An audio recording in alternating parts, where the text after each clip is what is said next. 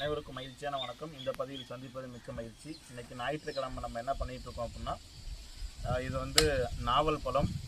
நான் சின்ன பிள்ளையாக இருக்கும்போது அப்பா தாத்தா காலங்களில் ரோட்டு ஓரங்களில் கரை ஓரங்களில் வந்து இந்த மரம் முளைச்சிருக்கும். வேலைக்கு போயிட்டு வரும்போது இந்த பழம் பொறுக்கிட்டு வந்து கொடுப்பாங்க. அந்த பழம் ரொம்ப சுவையாக இருக்கும். வச்சு களிமண்ணை இதுக்குள்ளே போட்டு களிமண்ணை வச்சதுக்கப்புறம் இப்போ நம்ம பதியம் போட்டு கொடுக்க போகிறோம்.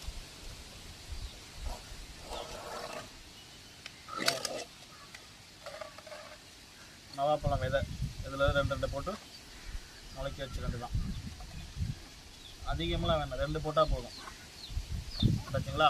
இன்றைக்கி நம்ம ஃபாரின்லேருந்து ப்ளூபெர்ரி, ரெட்பெர்ரி, கரன்பெர்ரி, கோச்பெர்ரி, எல்டர்பெர்ரின்னு சொல்லிட்டு இந்த மாதிரியான பெரிய செரி பழங்கள் சாப்பிட்ற உணவுகளை விட நம்ம நாட்டில் கிடைக்கக்கூடிய இந்த நோனா பழத்துக்கு பலன் அதிகம் இருக்குது. ஏன்னா இந்த பழம் சாப்பிட்டதுக்கப்புறம் நாக்கில் நீங்கள் பார்த்தீங்க அப்படின்னா ஊதா கலரில் வந்து ஃபார்ம் ஆகும்.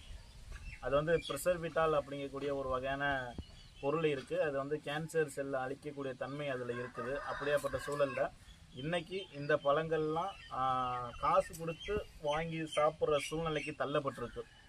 இயற்கையாக கிடைச்சது. அது மாதிரி இன்றைக்கி இருக்க இளம் தலைமுறைகள், இளம் பிள்ளைங்களுக்கு இது மாதிரி இந்த பொருளை சாப்பிட்டா உடம்புக்கு ரொம்ப ஆரோக்கியம் அப்படின்னு நம்ம சொல்லி வளர்க்கலை அப்படின்னா ஸோ நிறையா நோய் நொடிகளில் பாதிக்கிறதுக்கான வாய்ப்பு இருக்குது. நோனாப்பழம், கோவப்பழம், இலந்த பழம், இது எல்லாமே நம்ம கிராமத்தில் கிடைக்கக்கூடிய பழங்கள். இதெல்லாம் இப்போ யாரும் சாப்பிட்றது கிடையாது. இன்றைக்கி எல்லாமே ஹைப்ரிட்டு ஃபாரின்லேருந்து வந்தால் தான் சாப்பிடக்கூடிய சூழ்நிலை ஆகுது. அந்த மாதிரியான நபர்கள்ட்ட நம்ம முன்னாடி ஏற்கனவே ஒரு 15 நாளைக்கு முன்னாடி வந்து ஒரு 15 பையில் வந்து பலாப்பழம் வச்சுருந்தோம். இந்த பாருங்கள், கவர் போட்டு வச்சுருந்தோம். அதில் ஒரு 15 வச்சுருந்தோம். அதில் வந்து 15ல் வந்து ஒரு 7 மட்டும்தான் முளைச்சிருக்கு. மீதியெல்லாம் அழுகி போயிடுச்சு. அதனால் சரி, மீதி இருக்க டப்பாவில் என்ன பண்ணலான்னு சொல்லிட்டு இந்த பதியத்தை போட்டிருக்கோம். என்ன காரணம் அப்படின்னா, இன்னும் ஒரு சில நாட்களில் வந்து காவேரி ஆற்றுலையும் கொள்ளிட ஆற்றுலையும் தண்ணி வந்துடும். ஏன்னா ஒவ்வொரு நபர்களுடைய எண்ணெய் ஆற்றல் தண்ணி இல்லாமல் காஞ்சி வறட்சியாக கிடக்கிறதுனால அவங்களுடைய எண்ணம் கடவுள்கிட்ட பிரார்த்தனை பண்ணதுக்கு இந்த பிரபஞ்சம் அதற்கான ஒரு பலனை கொடுத்துருச்சு.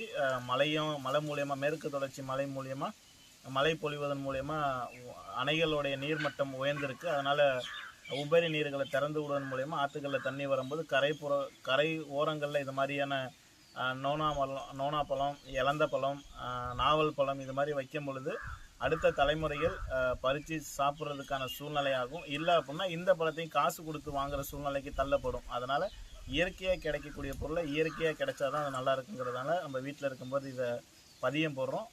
மழை வந்து தண்ணி வரப்போகுது அப்படின்னாவே மானம் மங்களாக இருக்கும். அப்போ அந்த நேரத்தில் வந்து கரை ஓரங்களில் வச்சோம்னா டக்குனும் பச்சை பிடிச்சி தூர் வெடித்து வளர்கிறதுக்கான வாய்ப்பு இருக்குது. ஒரு 3 மாதம் பச்சை பிடிச்சிருச்சு அப்படின்னா அதுக்கப்புறம் நல்லா தூர் வெடித்து வந்துடும். இது அடுத்த தலைமுறைகளுக்கு கொண்டு போய் சேர்க்கணுங்கிறதுக்காண்டி தான் இதை நம்ம பண்ணிகிட்ருக்கோம். கண்டிப்பாக சிறப்பாக இருக்குன்னு நான் நினைக்கிறேன். நன்றி, வணக்கம். வாழ்க தமிழ், வளர்க தமிழ்.